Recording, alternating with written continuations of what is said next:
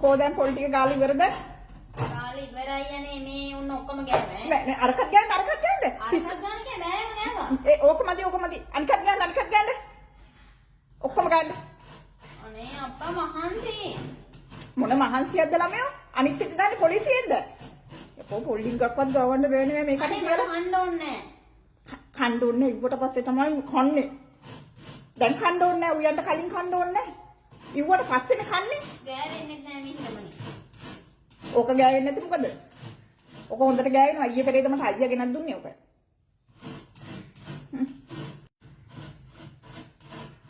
ඔය මොකද ළමයෝ ඔය එක අතක් උඩ තියාන පොල් ගන්නේ? කොහොම හරි ගෑවෙනවනේ. අනේ මන් දන්නේ නැහැ ළමයෝ පොල් ටික අත් දෙකෙන් මල්ලගෙන පොල් බෑය ගන්න ඕනේ. ඔය මොකද මගේ නියපොතට කැන්නවා. පොල් බෑ යල්ලනකොට. අනේ අම්මා පවන් දන්නේ නැහැ ළමයෝ. අර නූඩල්ස් පැකට් එක හැදුවේ කවුද? ඒක කැඩුණා. ඇයි? ඒක කොත්තු වාන්න කැඩුවේ.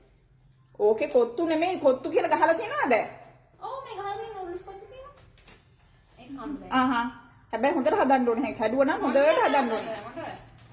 මං හදන්නේ කොහොමත් මං හදන්නේ කොහොමත්. මට හදන්න බෑ. එන හොඳට තියන්න. කැඩුවා නම් හදන්න එකයි. අනේ මට හදන්න බෑ. දැන් මම පොලිස් ගියාම මට හදන්න බෑ. කන්න තු ඕන් එකක් කරගන්න මං නම් හදන්න.